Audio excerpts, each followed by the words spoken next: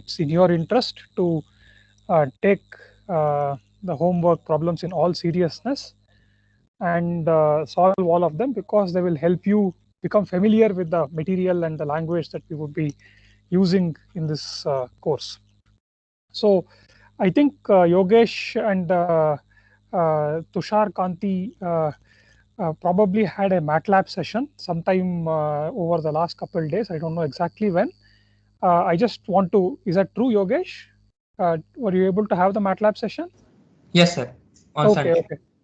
Okay, so I just want to sincerely thank Yogesh and Tushar Kanti for conducting this session.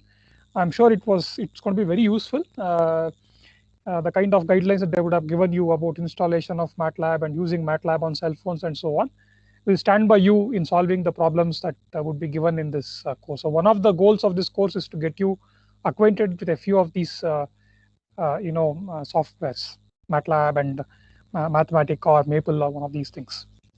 Okay, so with that, let us get down to technical matters. I shall share the screen and continue from where we left off last class.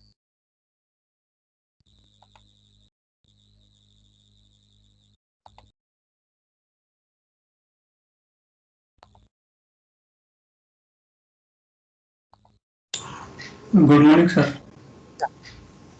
Good morning. Yes, Dinesh, tell Sir, me. yeah, sir. Actually, this assignments problem, no, sir. There is Huh. mandatory to take the screens of the MATLAB, this our multiplication and all, or we can No, without no, that also. It's not necessary, na? it's not mandatory. If you see at the top itself, I have written, you are strongly encouraged to do that so that you build familiarity with MATLAB, but it's not mandatory. Okay, sir. Because we are new not to the MATLAB, it may take some time. So sometimes we use some other instruments to compute and all. We will try to do, but sometimes it may happen. It will take more time than as usual. So that sometime we will skip. Most Yes, probably, as the time proceed, we will use the MATLAB only. Okay, sir. yes, Thank you, sir. that's precisely why I made it optional. Okay, Okay, all okay, right sir. then. Yeah. So the topic of today's lecture is velocity and acceleration of a rigid body represented using rotation matrices. So we are learning this new language now, right, of using matrices for representing vectors and then performing some operations that can relate vectors represented in two different coordinate systems and so on. So in the same spirit, we want to proceed and also establish the relationship between the rotation matrices and some of the other variables that pertain to a moving rigid body, such as its angular velocity and angular acceleration and so on. So Dinesh, you still have some question? No. Okay. So let me write out the title: velocity and acceleration of a rigid body represented using rotation matrices. Well, you would intuitively expect that it's not just the rotation matrix alone that would come into play when we are talking of velocity and acceleration, because that refers to change of orientation. So you would expect some rate of change of rotation matrix also to come into play. So that's something that we would look at in this class. So as we custom normally do, let us briefly recap what we discussed in the previous lecture. So uh, we started off by looking at a alternate interpretation of the rotation matrix in the previous lecture as a transformer, as a rotation operator, in that it operates upon a given vector to rotate the vector by a certain amount in 3 dimensions. So we saw how we could interpret the rotation matrix not just as a matrix that contains information to connect two differently oriented coordinate systems, but also in a given coordinate system, it could act to rotate a particular vector from its initial configuration to any given vector by a certain specified amount. So we took a look at rotation matrix as a rotation operator. Then We also then looked at, we continue to look at some of the properties of rotation matrices. And then we, in particular, I highlighted one property because we wanted to use it later. And that was that eigenvalues of a rotation matrix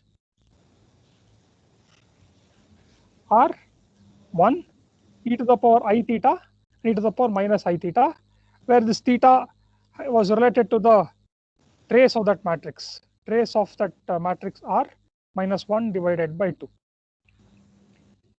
Then the third point that we discussed was that although you have 9 entries in your rotation matrix, the fact that the vectors that comprise the rotation matrix are orthonormal impose 6 constraints, and therefore you only have 3 independent parameters, 3 independent terms in R. Okay. Now the question was, how do we represent, how do we picture or imagine the rotation matrix so that it is intuitively clear for us to imagine these 3 independent terms? The way in which it is normally presented is as a direction cosine. But direction cosines are numbers which we cannot make much sense of as human beings. So we were seeking a better way of representing rotation matrices. And the first first way in which we could represent them that we discussed was the equivalent angle axis. By using the equivalent axis angle theorem, which is due to Euler. So what this stated was that given any rotation matrix that connects 2 coordinate systems, I can always go from one coordinate system to another by rotating about a certain specific axis in one shot by an angle theta. So that was the theorem, very nice and easy to imagine how we could relate the orientations of 2 different coordinate frames. But then we saw that this was not very practical and useful to us as engineers. We are used to designing actuators which only rotate about one axis, and therefore for us to be able to relate 2 coordinate frames by a single equivalent axis is not very practical, and hence we chose a different representation. And this was by noting again, employing what Euler had stated, that any 2 coordinate frames can be, which are oriented differently, can be related by rotations about 3 linearly independent vectors. So 3 linearly independent vectors, rotations about 3 linearly independent vectors. And then the rest of the class was devoted to how we pick these 3 vectors. The most simple, if you go by simplicity as the guiding principle for picking these 3 independent vectors, then we first stumble upon what we call as the XYZ fixed axis fixed angle convention. Okay, where the axis about which the rotations happen are fixed, and the angles are 3 different angles. By sequentially performing rotations about X, about Y, and about Z, we can always find a certain set of 3 angles of rotation about X, Y, and Z that will take us from the A frame to the B frame. But then, simple though it was to imagine, we discovered that practically it was not very convenient. And I gave the example of an aircraft, a pilot having to change the angles of the orientation of an aircraft, and how these fixed angles are not something that he can easily implement given the actuators that he has. And therefore we invented what were known as Euler angles. So angles measured about intermediate reference frames. These were by no means intuitively clear and obvious. So they were not as simple to imagine as fixed angle convention, but from a practical perspective, they were far more useful. Okay, so we talked about first the XYZ Euler angle convention, and then we also said that there could be other conventions. You don't need to rotate only about X, Y, and Z. It could be X, Z, X, or any other combination. Altogether, we said that there were 12 such combinations. and the one that we pick as engineers would be dictated by what naturally suggests itself given the problem that we are tackling. So if a robotic manipulator, for example, has two motors initially aligned along the z-axis, and between them it has a motor aligned along x-axis or y-axis, then it would be ZYZ or ZXZ convention that we would use for representing the final orientation of the end effector with respect to the base of the first motor. So we took the example of a top and showed that in the case of the top, the ZXZ convention was the most natural one for that problem. So you have several different conventions. These are all equivalent ways of representing rotation matrices.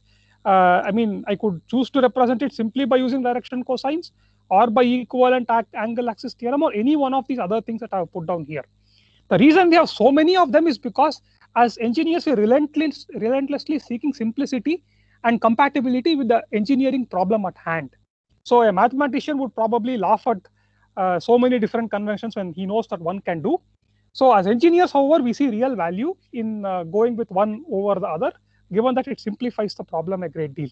So hence the necessity for so many different conventions. And then we took the example of one of these conventions, the XYZ Euler angle convention, and where we rotate about x, about y, and about z, and then we wrote down the overall rotation matrix. I had made a mistake in the expansion of the rotation matrix, so briefly I shall flash that now before we proceed. I know this looks very ugly, but this was the matrix that we had written out. XYZ convention involves multiplying Rx with Ry and Rz in this particular sequence, and when you do that, you get this big expansion. And there was an algebra mistake here. In the R21 component, it was sin theta x times sin theta y times cos theta z, but when I wrote it as sin theta z. So kindly make that change in your notes. Similarly, a student pointed out at the end, after the class was done, that you can obtain theta x. Of course, I mentioned that you can obtain theta x from these two expressions here. So this is R23 and R33 terms. But when I wrote here, I wrote it as R32. So theta x is a tan 2 of minus R23 divided by cos theta y, comma R33 by cos theta y. So please make these changes to the expressions that I had discussed in the previous lecture. So let us briefly linger on this one point, on this matrix for a little while before we start on today's content. So there is one special case that doesn't result in unique determination of angles theta x, theta y, and theta z, and that's for the case when the angle theta y is either plus 90 degrees, plus 90 degrees. So theta y is either plus or minus 90 degrees. So without flashing this matrix again, I shall simply write out the terms of the matrix. When the angle theta y is plus or minus 90 degrees, I would have R of B relative to A to be equal to, it's going to be 0, 0. If the angle is plus 90 degrees, the last term R13 will be plus 1, otherwise it will be minus 1. So I shall write it as plus or minus 1. Okay, depending on the plus 1 corresponds to plus 90 degrees, minus 1 corresponds to minus 90 degrees. Okay, and then the second row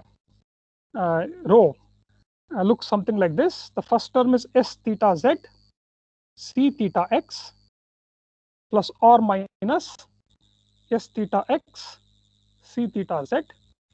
So again, if the angle is plus 90 degrees, you will have a plus sign here. If it's minus 90 degrees, you will have a minus sign here. And the second term will be C theta z, C theta x minus or plus S theta z, S theta x. The last term will be 0. So R21, R22, R23.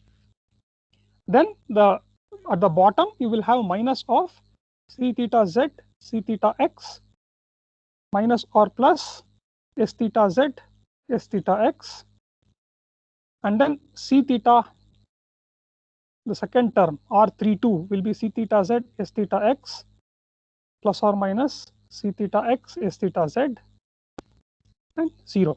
I hope you remember that c theta and s theta refer to sin theta and cos theta. Sorry, cos theta and sin theta respectively. So if you look at this, I hope you remember your trigonometric identities from your high school days. So this is nothing but 0, 0, plus or minus 1, and this whole thing s theta z, c theta x, plus or minus s theta x, c theta z is sine of theta x plus theta z, plus or minus theta z. It is plus theta z when theta is 90 degrees, theta y is 90 degrees. It's minus theta z when theta y is minus 90 degrees. Similarly, this is cos of theta x plus or minus theta z. This is 0. This is minus of cos of theta x plus or minus theta z. And then the last term is here sine of theta x plus or minus theta z, and then 0. I've written that here. I hope you can see it now. So what this indicates, the structure of this matrix RAB in the event R of B relative to A, in the event that theta y is either plus 90 degrees or minus 90 degrees, is that the entries of this matrix are functions only of theta x plus theta z in the case when theta y is plus 90 degrees, or theta x minus theta z in the case when theta y is minus 90 degrees. So what this therefore indicates is that I cannot independently determine theta x and theta z. If I pick one, the other one automatically gets, so let us say this has some 9 entries, right? The direction cosines. Of course, from this structure, we know that some of the entries will be zeros and ones. But the other entries, if you look at them, by looking at the direction cosines, I can determine only the sum of theta x and theta z, or the difference of theta x and theta z, depending on what the value of theta y is, whether it's plus 90 degrees or minus 90 degrees. I cannot independently determine theta x and theta z. So that's the problem. So this ability, the identity of theta x and theta z sort of gets lost for this special case, and therefore there are infinite solutions of theta x and theta z that satisfy this equation. If I pick any particular theta x, I can choose an appropriate theta z such that their sum is the sum gives me the appropriate direction cosine on the left hand side.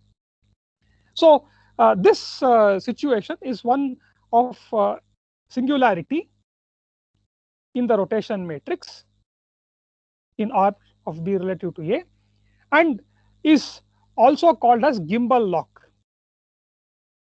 So people in aerospace call it as gimbal lock. So the word gimbal is associated with the use of gyroscopes. So perhaps the gyroscope runs into some special problems around this angle. That's probably why they have invented this word gimbal lock to represent a situation when theta y is plus or minus 90 degrees, in which case the uniqueness of theta x and theta z gets lost. So what do? We have to adopt a certain convention. Therefore, when theta y is plus 90 degrees, if you want your answers to be unique, you need to enforce the condition that when theta y is plus 90 degrees, let us forcibly set theta x to 0 and allow only theta z to give me the appropriate direction cosine on the left hand side. I have to do that. I have to adopt a certain convention to avoid having to deal with any particular combination of theta x and theta z. Now, all this is fine. Algebra wise, we see that we get only theta x plus or minus theta z as the input to all these functions, sine or cosine or whatever. What does practically, visually, geometrically, what is happening? Why is it that we are unable to tell the difference between theta x and theta z separately when the angle theta y is plus 90 degrees or minus 90 degrees? Let us see that by means of a schematic. I should discuss it only for one case. The other one would be obvious, as you would see, based on the first discussion. So I am returning to those coordinate frames that I had drawn. I had sequentially represented the changes in orientation that would happen when you rotate in the XYZ Euler angle convention. So let me do that again. So this is XA, YA, ZA. Okay. So in XYZ Euler angle convention, we first rotate about XA by an angle theta x. And what does that do? That changes the location of the y-axis and the z-axis. It rotates them in the YZ plane to new locations. And I'll call them YB1 and ZB1 to represent the intermediate, the first intermediate axis that would be necessary before we go to the B frame. So I shall now pick that alone, and I shall draw the YB1, ZB1 frame alone here. So this is XA, and XB1 will be coincident because we are rotating about that axis. So this is YB1. Okay, I hope I have attempted to draw it parallel to this vector here, but please forgive me if it's not exactly parallel. Then there is ZB1 here. So in the next step, we rotate about the YB1 axis, right?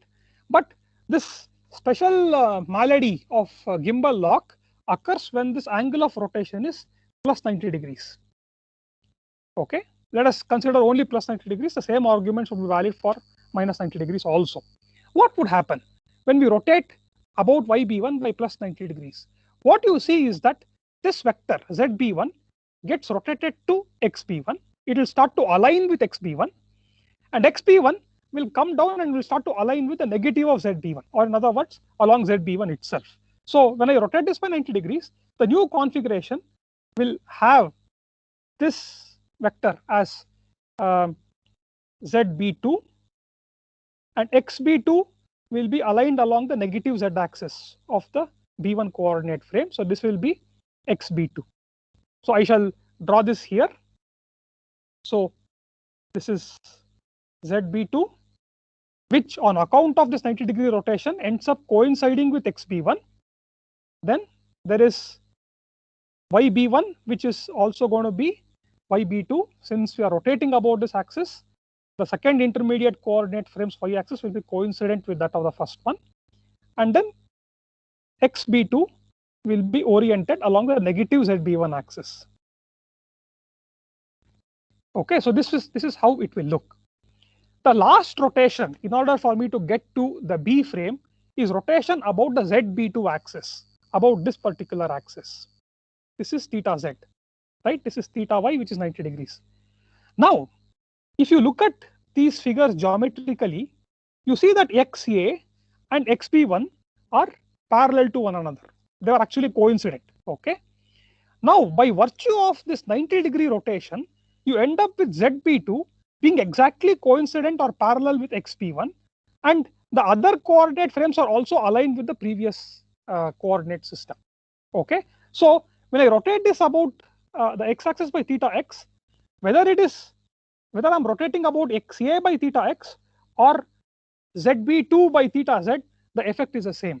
Okay, it's going to be rotating about a particular single axis. So what therefore matters is a total rotation, theta x plus theta z, not separately theta x and theta z. That's because these two axes end up becoming coincident, as do the other axes of the B2 and A coordinate systems. So this is the reason why you end up getting only theta x plus theta z or theta x minus theta z, when theta y ends up being plus or minus 90 degrees. So any convention that you pick, whether it be xzx or zyz, any of these conventions end up facing this problem for one kind of, generally for theta y being plus or minus 90 degrees. So there is no escaping this issue.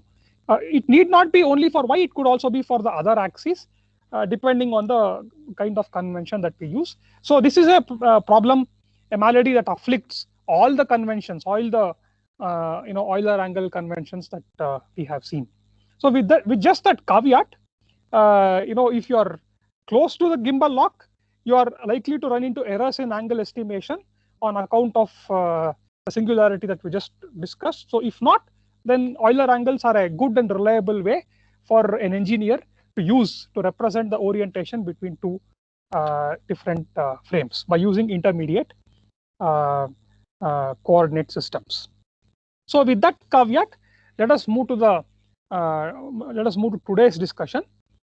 Today's discussion, as I said, is about expressing the velocity and acceleration of a rigid body using rotation matrices and their derivatives and so on. Before we start to do that, we recognize that when you try to represent velocity and acceleration, you will have some cross products in the conventional representation.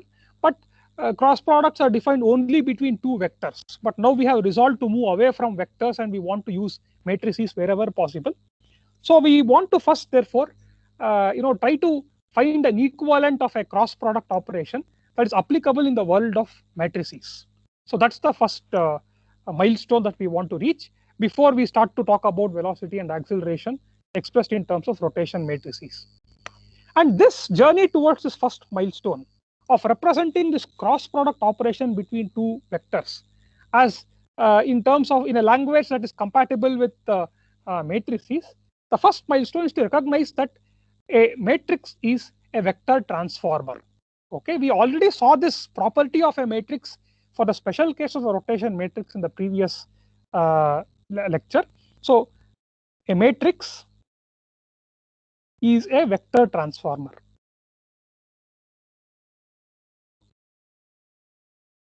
In other words, it transforms. A matrix is an entity that can be used to transform a vector in any manner you wish. What do you want to do to a vector? You want to rotate it, you want to stretch it, you want to deform it in some way. All of those can be outsourced to a matrix. So let me give examples of matrices that transform vectors in various different ways. The first is, of course, the rotation matrix R. So rotation operation can be performed by a matrix, and you know that the rotation matrix R is the one that performs that operation.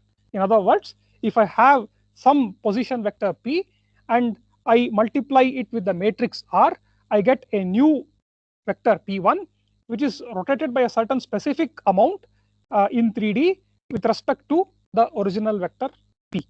So this is the new vector P1, this is the original vector P. No matter what P I take, okay, the rotation operator changes the orientation of that vector P by a very specific amount in 3 dimensions, okay, to give me P1.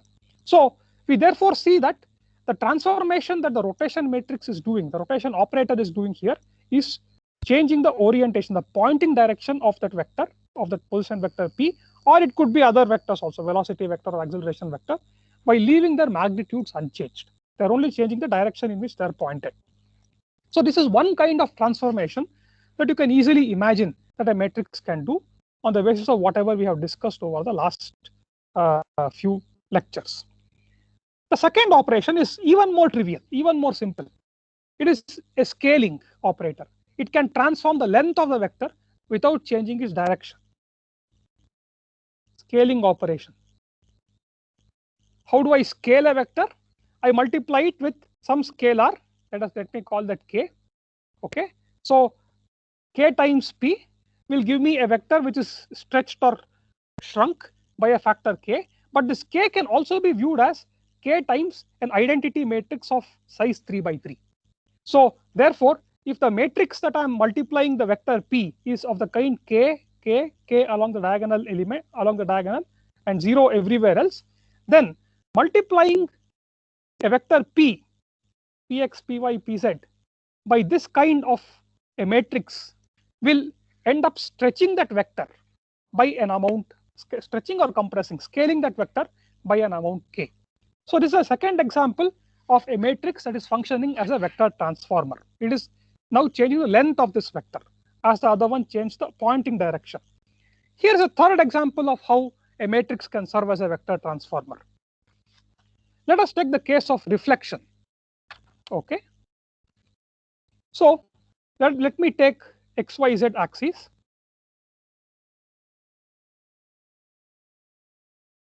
Okay, and let me consider a vector in 3D, some position vector P. Okay, and let us say I want to obtain the reflection of this vector about some plane. Okay, let us say I have positioned the mirror. In this case, for the sake of illustration, I'm assuming that there's a mirror that has been put along the YXZ plane, and I want to obtain the position of P.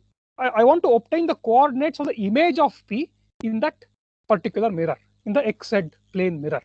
Okay, so if Px, Py, Pz are the coordinates of P, and I can locate the image, right? I can do ray tracing, etc., and I can rotate the image. I'll call it P subscript I or something. Okay, what will be the coordinates of P subscript I? You notice that a reflection operation will only change the sign of the y coordinate, because that's the one that's the out of plane coordinate, and leave the signs of the x and z coordinates the same. So P will therefore be Pi will therefore be Px. The x coordinate will remain the same, and then z coordinate will also remain the same of as that of the point P, but the y coordinate alone changes its sign. Okay, I can write this also as Pi is equal to 1 0 0 0 minus 1 0 0 0 1 of Px, Py, Pz, right? So therefore this matrix, which is a -1 in the it's a diagonal matrix with a -1 in the center, is a reflection operator. Okay, it causes a vector to be reflected about the xz plane.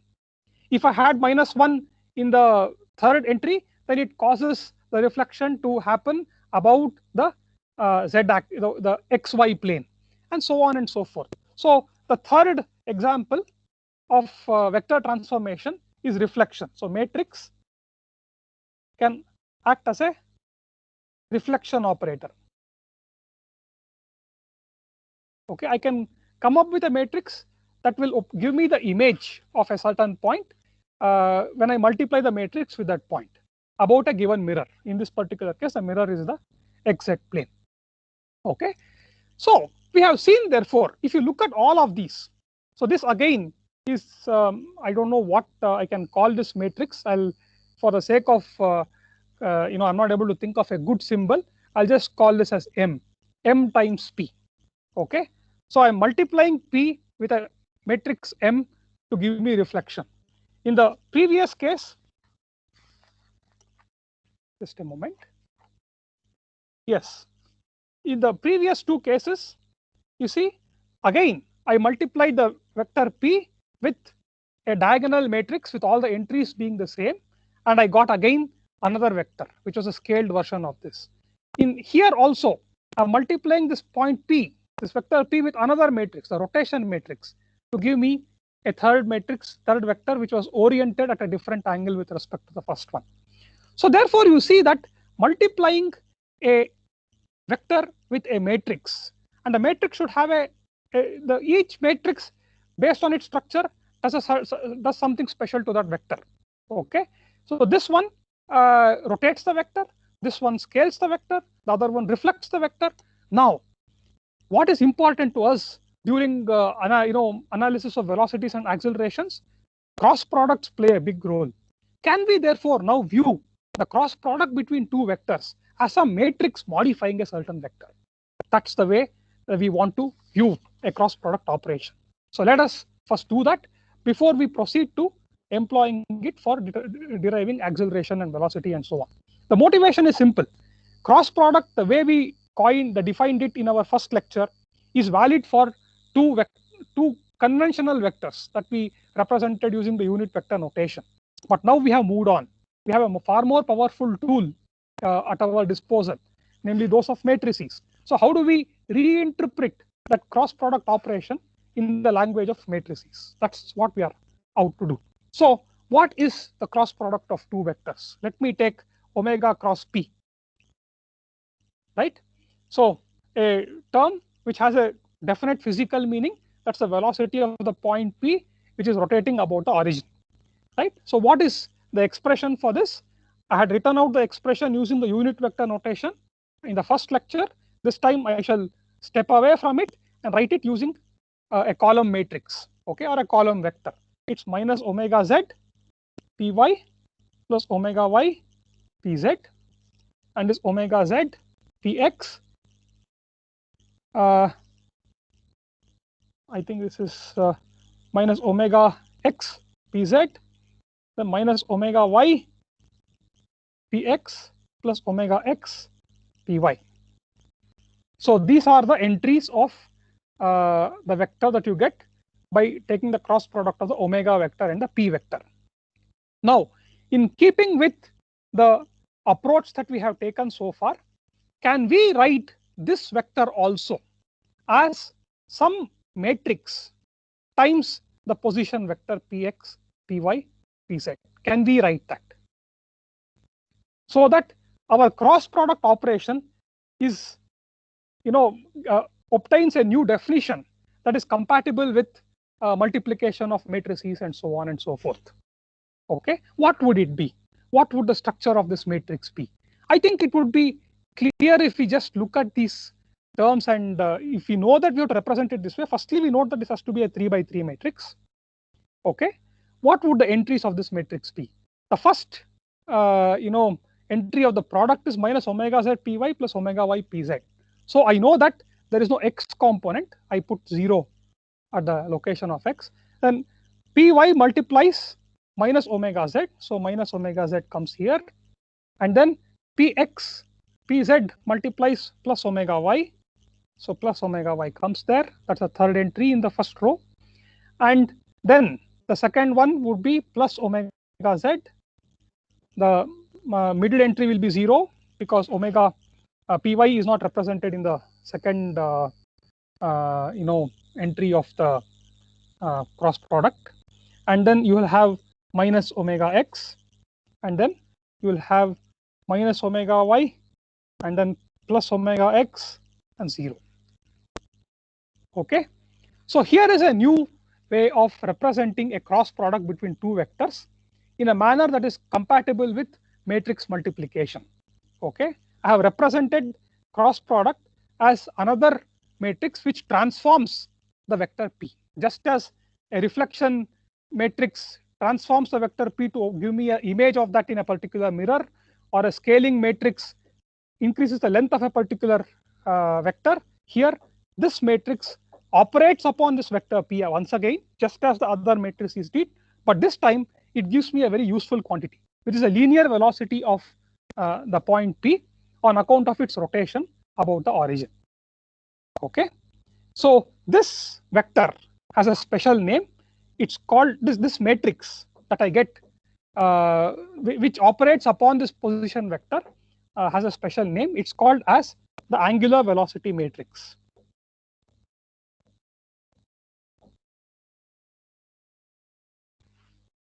Angular velocity matrix. So you see that it's a skew symmetric matrix. So if you look at the entries about the diagonal, they are equal in magnitude but opposite in sign. The corresponding entry R21 and R12 are equal but opposite in sign, and similarly R13, R31, R23, R32. Okay, so it is skew symmetric.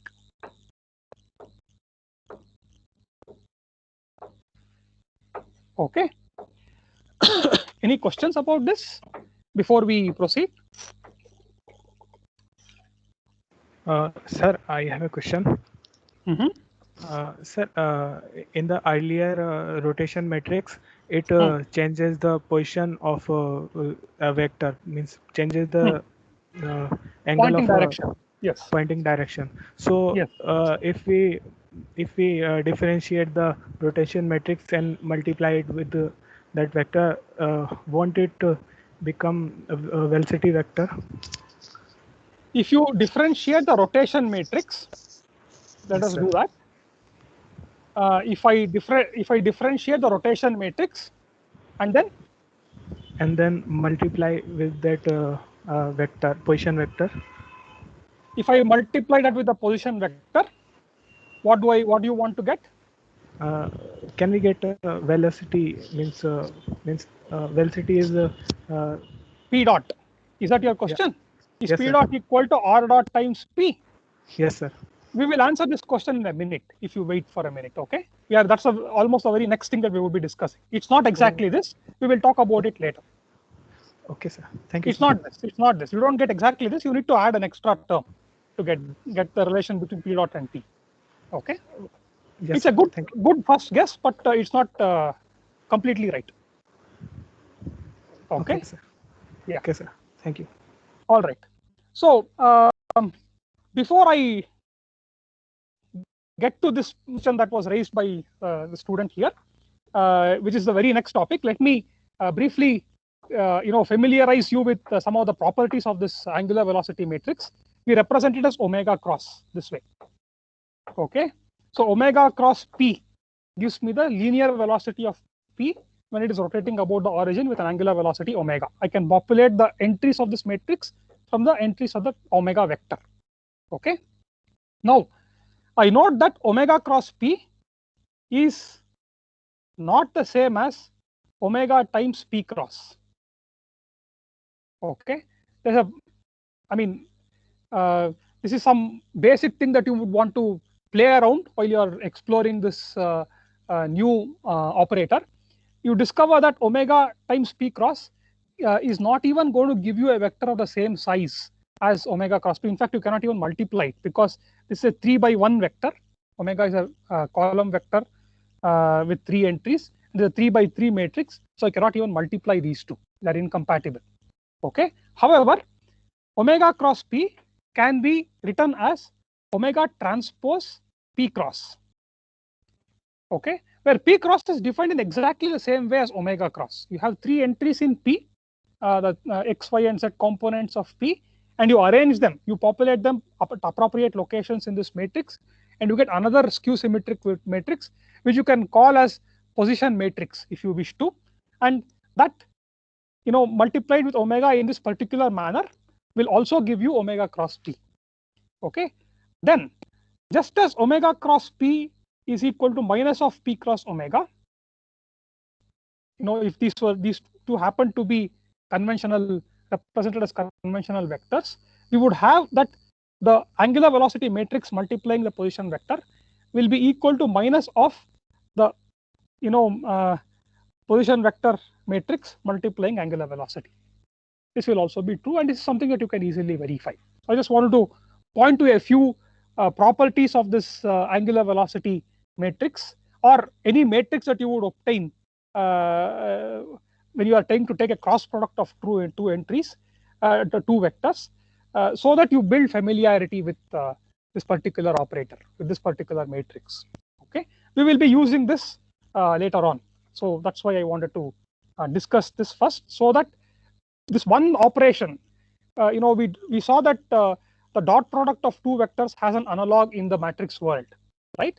So if p and q are represented as matrices, column matrices, then p transpose q has the same implication as assuming that the sizes of p and q are the same, results in a scalar which is a dot product of the vectors p and q. So similarly, can we represent the cross product operation between two vectors also using matrices? The answer is yes. And this is that particular matrix which operates upon the position vector to give me the cross product of that vector p with the vector omega. Okay, so now with that we shall move to representing the velocity of a point p which is rotating about the origin in terms of rotation matrices. Okay, we know that we know the answer to that question. So we already know that p dot is equal to omega cross p. That's the answer. Okay, but how is omega cross that the angular velocity matrix related to the rotation matrices? Because you have this inertial frame A and you have a rotating rigid body to which we have attached this B frame. How are the rotation matrix and its rate of change related to omega cross? That's the question that we are trying to answer. That's a natural question that we would have to answer when we have to write everything in terms of rotation matrices. So let us first write that the vector PA is the representation of the vector P in the A coordinate system is related to its representation in the B coordinate system by means of this rotation matrix of R of B in relation to A. Okay, so what is P dot of A? I need to differentiate the right hand side. That is R of B related to A times P the representation of P in B frame dot, okay, plus R dot of B in relation to A times the representation of that vector in the B frame. This is just a standard product rule for differentiation. Okay. Now, since the point P is a point fixed to the rigid body and therefore a fixed and its coordinates Px, Py, Pz in the B frame do not change with time, we would have that this term here will be equal to 0. Okay. So therefore, I would have that the velocity of P dot represented in the A frame, okay, depicted that way, is equal to R dot of B relative to A times P B. Okay. So we have one more step to go to obtain. If you look at this first equation, which is the one that we are trying to represent using rotation matrices, here, if I were to represent the right hand side in the A coordinate system, the vectors on the left hand side in the A coordinate system, the left hand side also the vector should be in the A coordinate system, right? Whereas here you see on the left hand side the vector is represented in the A coordinate system. On the right hand side the position vector is represented in the B coordinate system. So I still cannot directly obtain the expression for omega cross in terms of the rotation matrix by using this equation. I have to do one extra step. I know that PB, the representation of the point P in the B frame, is equal to R of A relative to B, PA. Right? So this is known, which is nothing but R of B relative to A inverse times PA. That's what it is. So I substitute this expression here to get that P dot A, P dot in the A frame is equal to R dot of B relative to A times R of B relative to A inverse times P A. Okay. Now we are in a position to relate the angular velocity matrix to the rotation matrix, and that's evident from this particular equation. So this equation here is going to be true regardless of the frame in which I represent the vector P. If I choose to represent it in the A frame, then I would have P dot A is equal to omega represented in the A frame cross P represented in the A frame.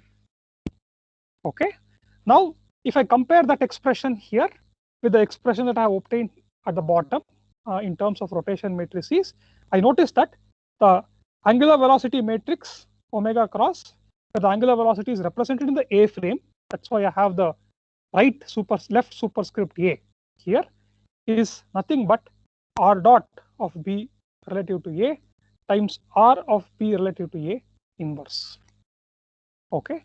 So I have now therefore derived and established the relationship between angular velocity, which is on the left hand side, in a special form, of course, in the form of this skew symmetric matrix, and the rotation matrix. Okay. Any questions about this?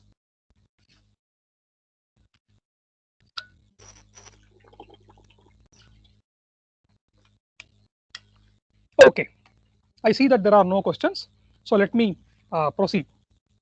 Now, the first equation, P dot is equal to omega cross P, as I said, is true regardless of the coordinate frame in which I choose to represent P and omega and P dot. Okay. If I choose to represent it in the B frame, in the frame fixed to the body, what we mean by that we talked about earlier. We are imagining a frame that is fixed, but at this point aligned with the moving B frame. There we would have P dot represented in the B frame is equal to omega represented in the B frame cross times P represented in the B frame. Right? Now, what is the connection between this particular angular velocity matrix represented in the B frame and the angular velocity matrix represented in the A frame? What is the expression for omega B cross and how is it related to omega A cross? This is the next question that we would answer, because later on, as we discussed, the reason we have invented the B frame is because we want to take components of vectors in the B frame. Here we are taking the components of velocity. At some point we'll end up taking components of angular velocity, angular acceleration, linear velocity, linear acceleration, etc., etc. Okay, how do we obtain the expression for omega b cross? Okay, to do that, we come back to the first expression here. P dot A is equal to R of B relative to A times R dot of B relative to A times R of B relative to A inverse P of A. So I think the student would ask me this question: is P dot equal to R dot times P? Well, you are nearly right. It's not exactly equal to R dot times P. It's R dot times R inverse times P. So that's the relationship. Okay. So this R dot times R inverse is going to give me this angular velocity matrix. Now, let me multiply both sides with R of A relative to B. Okay. P dot of A. Sorry. Let me write this again so that it's not confusing. R of A relative to B times P dot of A is equal to R of A relative to B times this big term here, R of B relative to A, R dot of B relative to A times R of B relative to A inverse times P of A. Right? Now, what is this term here? What is R of A relative to B times P dot represented in the A coordinate system? It's nothing but P dot represented in the B coordinate system by definition, right? So if I have to relate the P dot vector represented in the A coordinate system with the P dot vector represented in the B coordinate system, I would naturally use the rotation matrix relating these two coordinate systems to connect these two representations. And that's precisely what we have here. So this is P dot of P, okay?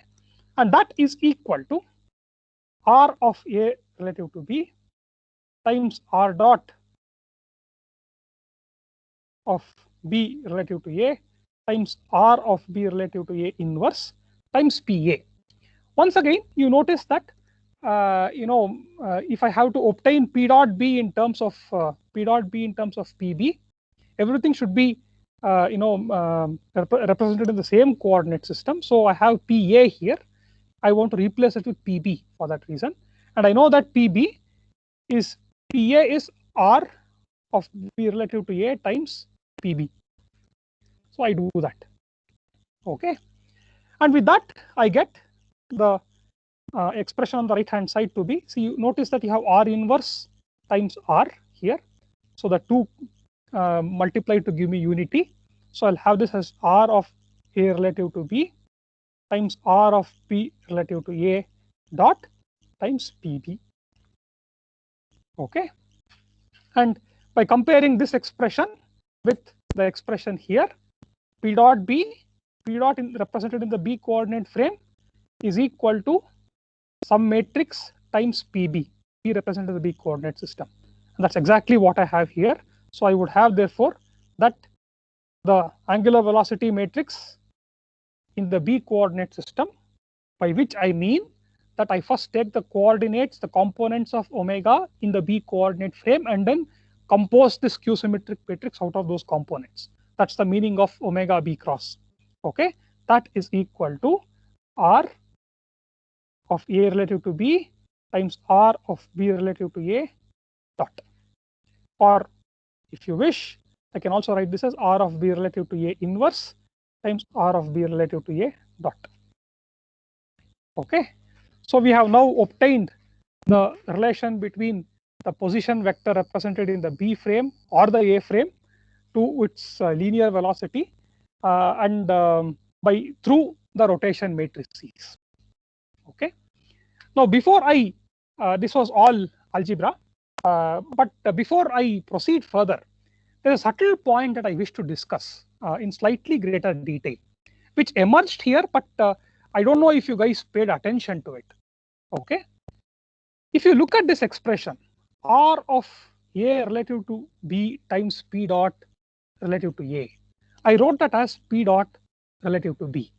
Okay, now when I differentiated the expression in the first case, okay, PB dot, I set that equal to 0. Now, superficially, we might think, are we not talking of the same thing? In one case, I'm talking of P dot B. In this analysis, I'm talking of P dot B. In the first analysis, I am talking of PB dot. So are these two vectors the same or are they different? So the location of the dot alone is slightly, there's just a single bracket that is separating the location of the dot in one case vis-a-vis the other case. But physically, these are entirely two different quantities. Okay, so that's why I wanted to point out to the subtlety. It's a very subtle difference between this term and that term. But physically, they represent two totally different quantities. What is it that each of these two terms represent? Why are they two not equivalent? What is P relative to B dot? P relative to B, by definition, are the x, y, and z components of the vector P represented in the B coordinate system. So derivatives of those components with respect to time is going to give me P of P, represented the B coordinate system dot. So this is nothing but P x represented in the B coordinate system dot, Py represented the B coordinate system dot, Pz represented the B coordinate system dot. But what is this? If the point P is fixed to the rigid body, this is nothing but the relative velocity, right? So if the point P is fixed to the rigid body, this is 0. But otherwise, if the point P was like an ant that was walking on the rigid body, then this is nothing but the relative velocity, P relative of the point P with respect to the rigid body. So this is a relative velocity. Okay. What is P dot P, however? What is the physical meaning of that? So here, therefore, PB dot is the speed with which the object P is moving with respect to the rigid body. So if I was sitting on the rigid body and rotating with it, is the point P looking fixed to me or is it moving? If it's an ant which can move about on the rigid body, then P dot P is non-zero. If it is something that is screwed to the rigid body, P dot B, PB whole dot will be 0. Okay, so it represents a relative velocity. Okay, what about P dot in the B? Representing the B frame. This, however, even if the point P were fixed to the rigid body, in the inertial coordinate frame A, from where I'm seeing that the frame B is rotating with an angular velocity omega, there is a finite velocity for that point P, and that's given by omega cross P, right? That velocity is not 0, it's omega cross P.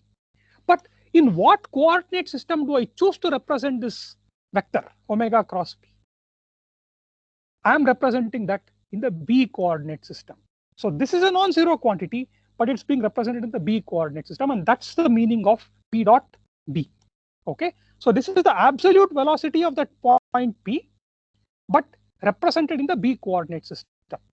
Whereas PB dot is the relative velocity of the point B with respect to the rigid body. So these two terms look very similar to one another, but the two are not equal. PB dot is not equal to PB whole dot. Okay, so there's a subtle point. I just wanted to, if you carefully think about this, a little bit, it's going to come across a little bit more clearly to you. But because it is subtle, I just wanted to point it out. Okay, any questions? So can you please repeat this again? Okay, I shall do that. Ajinkya has any other question? Yes, the same one. I have a question in omega cross representation of that last term you represented. Okay. That last term R inverse and B R dot. So after that. What is that? Sir, so actually, I think it would have been inverse of that.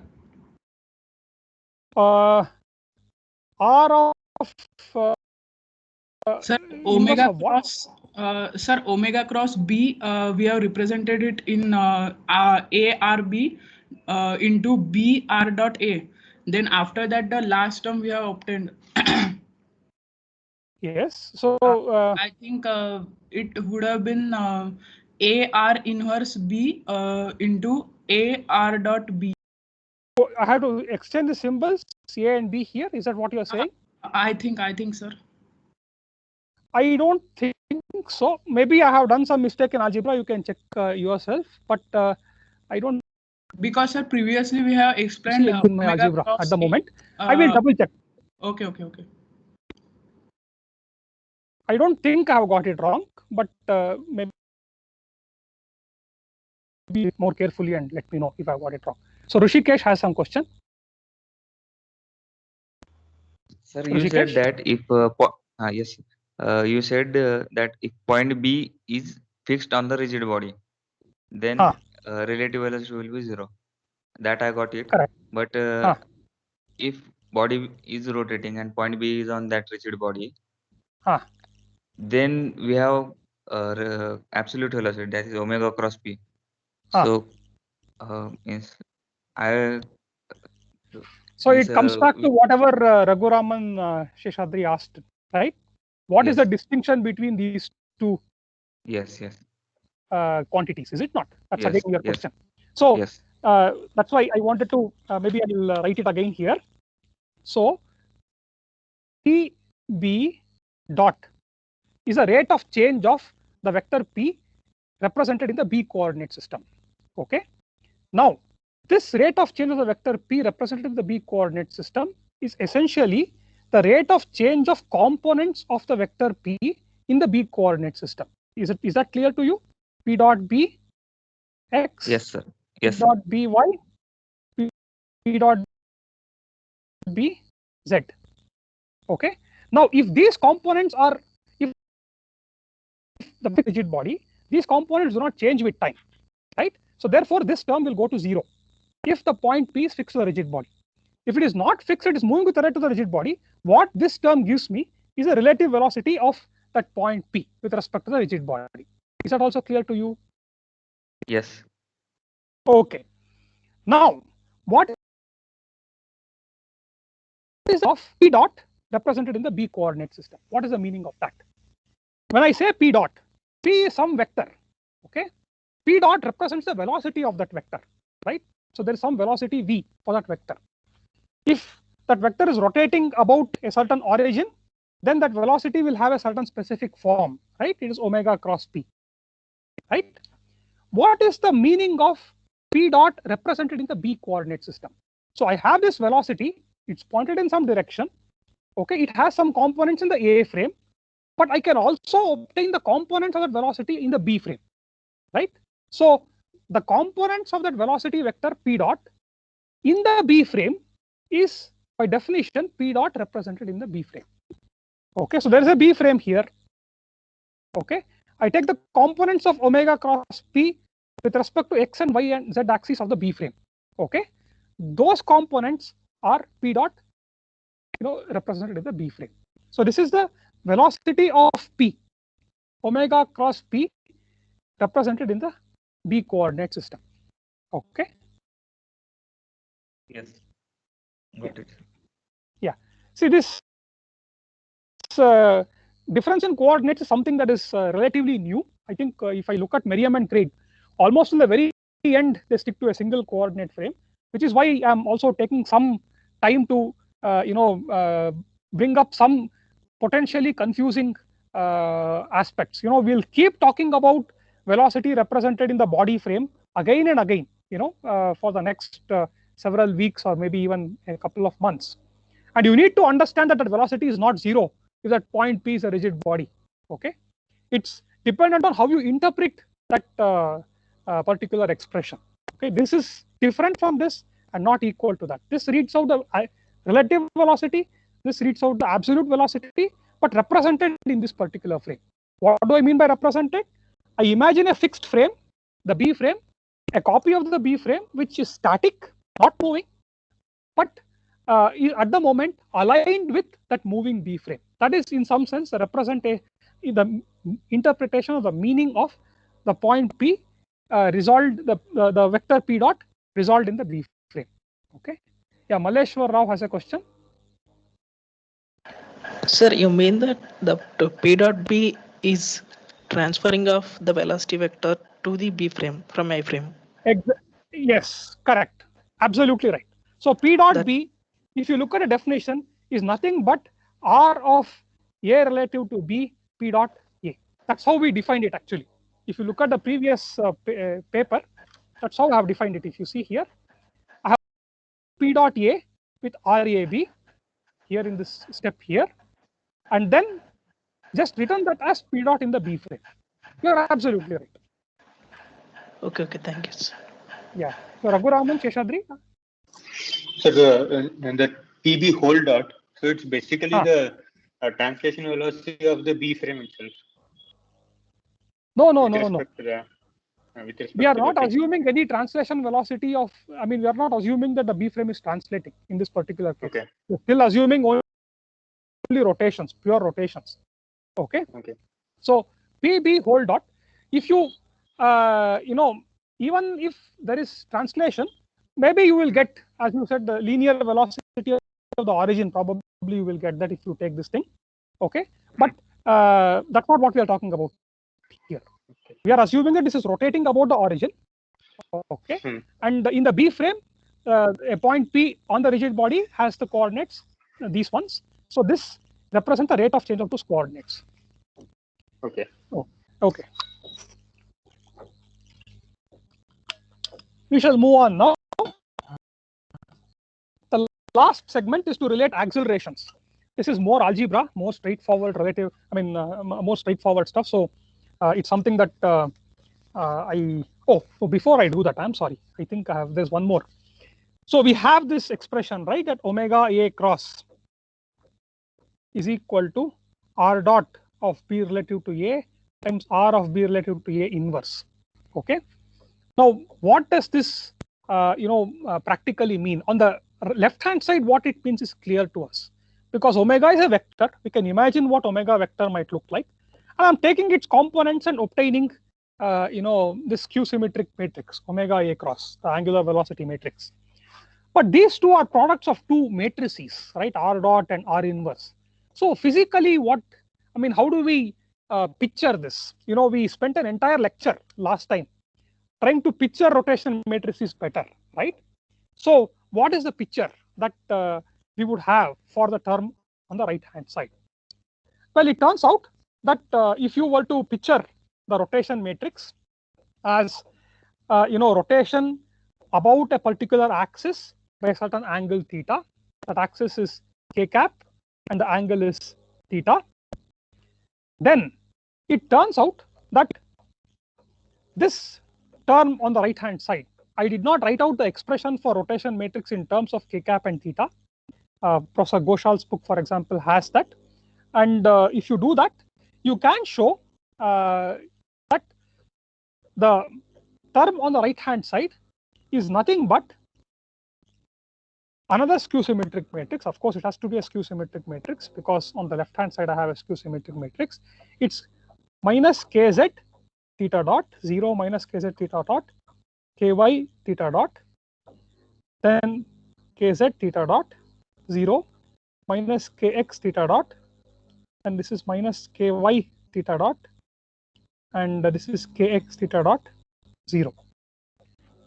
That's the term that I would get when I take RAB dot times RAB inverse, when the matrix R of B relative to A has been represented as rotation about an equivalent axis k cap by an angle theta.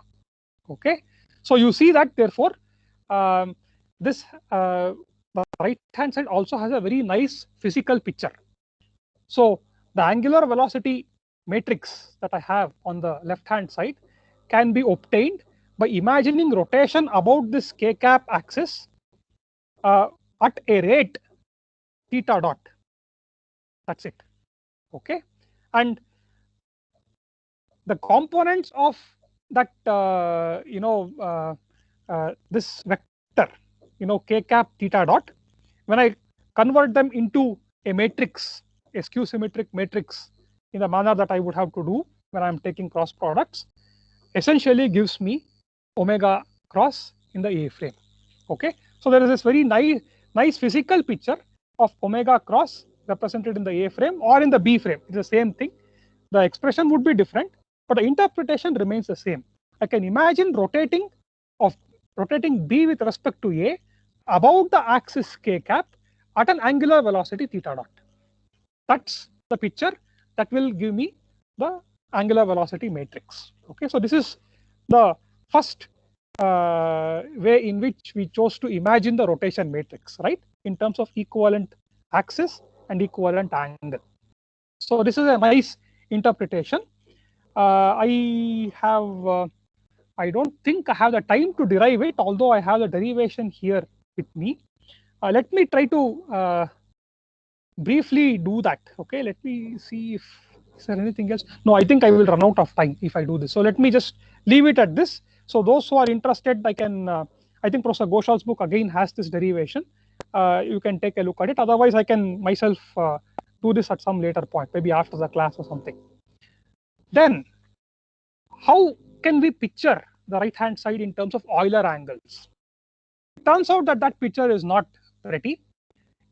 Euler angles are important, but the angular velocity matrix, that we have on the right-hand side.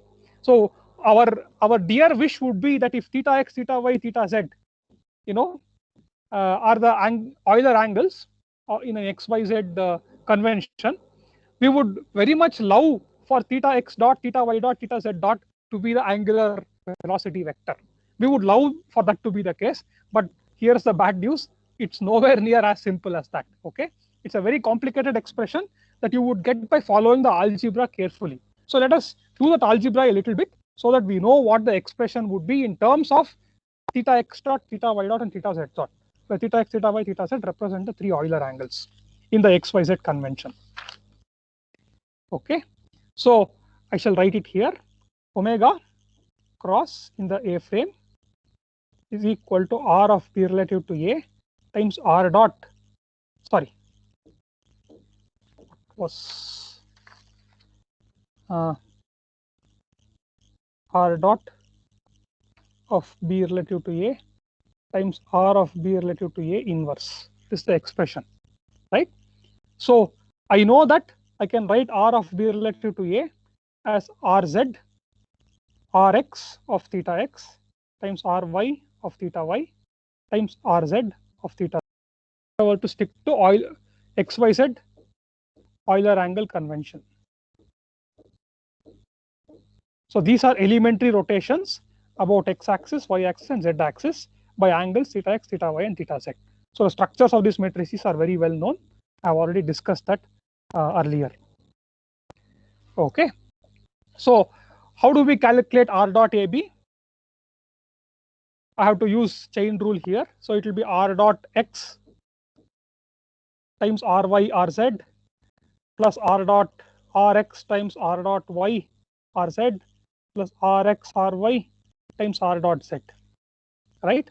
So then R of B relative to A inverse will be equal to Rz inverse, Ry inverse, Rx inverse, right? So when I multiply these things, I would get that R dot of B relative to A, R of B relative to A inverse to be equal to R dot x plus Rx, R dot y, Ry inverse, Rx inverse plus Rz inverse, Rx, Ry, R dot z, Rz inverse, Ry inverse, Rx inverse, something like this.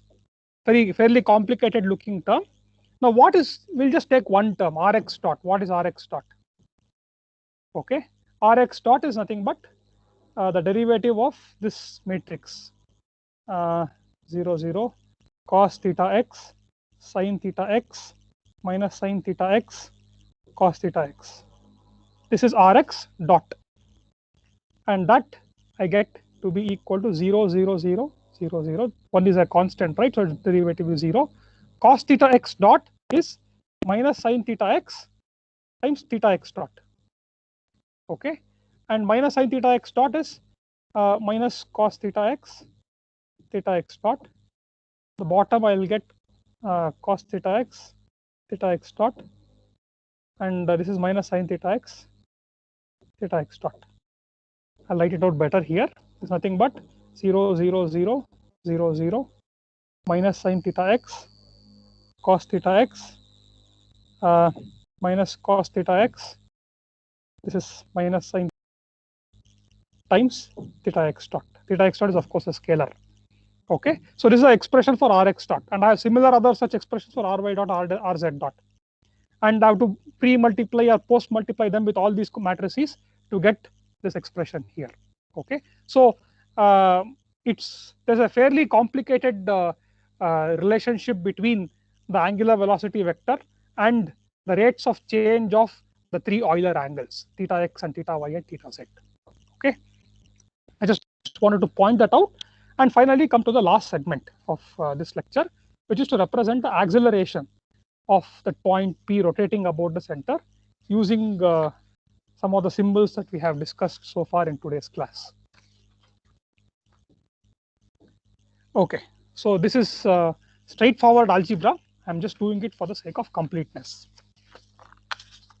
Okay, so we have already seen that the velocity of point P represented in the A coordinate frame is equal to the angular velocity omega represented in the A coordinate frame cross, so this matrix, times P represented in the A coordinate frame. So this acts as a transformer, vector transformer, which gives me the linear velocity of the point P. Okay, to get the acceleration, I would just differentiate this. P double dot represented in the A coordinate system is equal to omega cross A whole dot PA, right, plus omega A cross times PA dot. Now, omega, omega cross dot, you can show, maybe I'll give it as part of homework, is nothing but omega dot represented in the A coordinate system cross times PA, and P dot represented in the A coordinate system is again omega cross PA. Okay, so I have replaced P dot A with omega cross PA. Okay, therefore I would have that P double dot in the A coordinate system is equal to omega dot represented in the A coordinate system is nothing but the angular acceleration alpha represented in the A coordinate system, and I make a skew symmetric matrix out of that. That's the angular acceleration matrix times PA plus omega represents the A coordinate system square times PA. This is the expression. So this is not unfamiliar to us. It's something that we came across some time back. So therefore this lecture in a way serves as a bridge between what you have already learned in your undergrad as the acceleration of a rigid body. This is the angular acceleration part, this is a centripetal acceleration part. You have learned it using unit vectors and so on. We are learning it again now, this time using matrices. That's the only difference. And the utility being that matrices are far more general and allow us to analyze multi-body systems and so on far more efficiently. Notice that I can write the acceleration also as some matrix operator operating on the point P. That's the interesting thing. Of course, this is of academic interest, but nevertheless, it's interesting that I can write this as alpha A cross plus omega with respect to A cross square times PA. So this is some other matrix. This is sum of these two matrices times PA. Okay. So I can again write the acceleration as some matrix operator operating on the position vector PA. So in a very similar manner as what we did for velocity analysis, we can show that the acceleration represented in the B frame has a very similar structure, which is basically alpha represented in the B frame cross times PB plus omega represented in the B frame cross square times PB, where alpha in the B frame, this particular matrix, is again, you know, we wrote that out, right? R of A relative to B times alpha cross in the A frame times R of A relative to B transpose or inverse. Because it's a unitary matrix, it could be either inverse or transpose, and we will get the same result. Okay, this is the relationship between alpha in the B frame to alpha in the A frame. This relationship was derived in a similar manner as what can be derived in a similar manner as what we did earlier, where we related the omega cross in the B frame to omega cross in the A frame. Okay, there too you got a term something like this. This was the way that the two were related. Okay, now this kind of a relationship, it's called as a similarity transformation. So you see that now the velocity p dot and the position p in any particular frame that you pick, for example the A frame, is related by means of an angular velocity matrix omega A cross, right?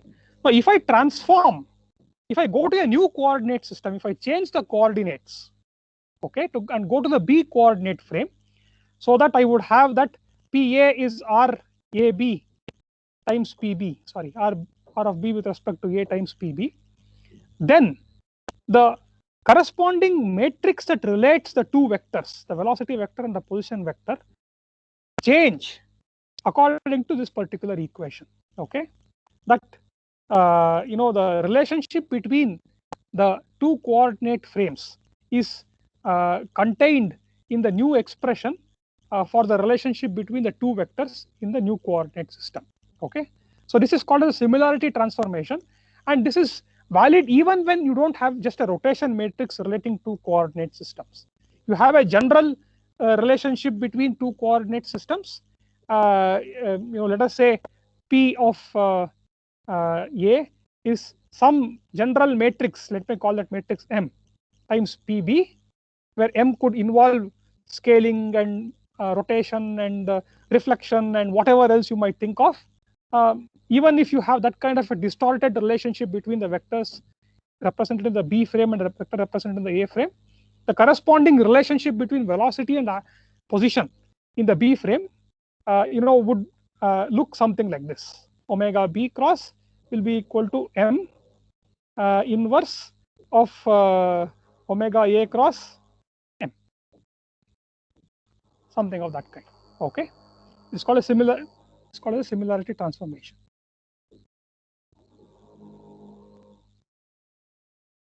It's a standard result in linear algebra, which you can derive also very easily, and you can also look up in any standard linear algebra textbook.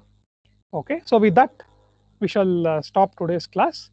If there are any questions, I will be happy to answer them. Yeah, Jayan sir, can you download the attendance? I shall do that. Thanks for reminding me.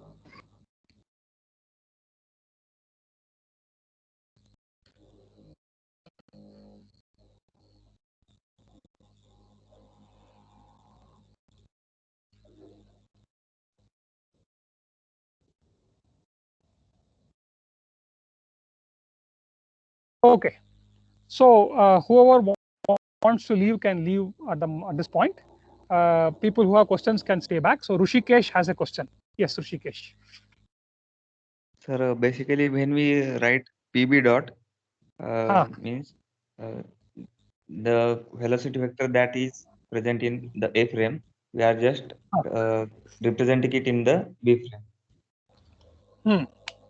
P dot superscript B represents the velocity of P represented in the B frame. Yes.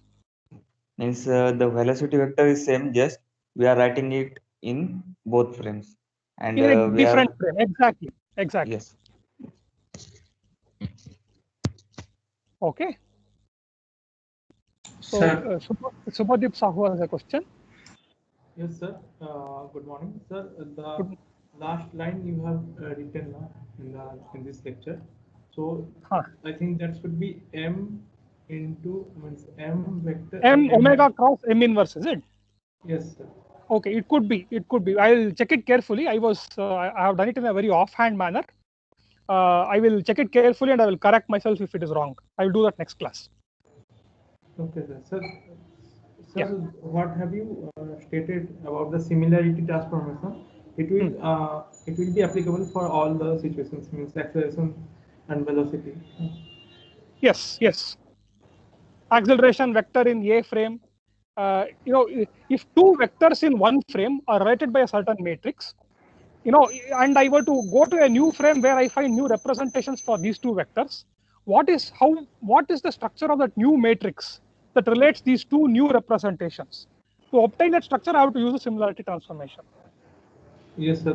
That means with that formula, we can transform it. Okay, sir. Exact. Yes. Yes. Okay. Thank you, sir. Thank you. Manoj?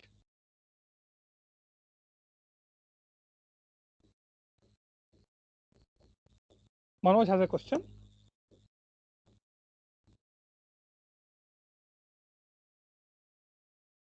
Manoj, I'm unable to hear you.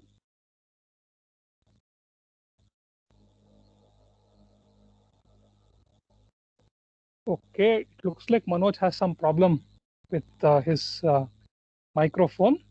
He doesn't seem to have muted it either. So perhaps, Manoj, you can email me your question if you're not able to spell it out now, and I can answer your question via email. Okay. I don't see any further questions apart from Manoj's question, but he's unable to. There seems to be some audio problem at his end. So we'll stop the class today at this point. Okay. Thank you very much. Bye.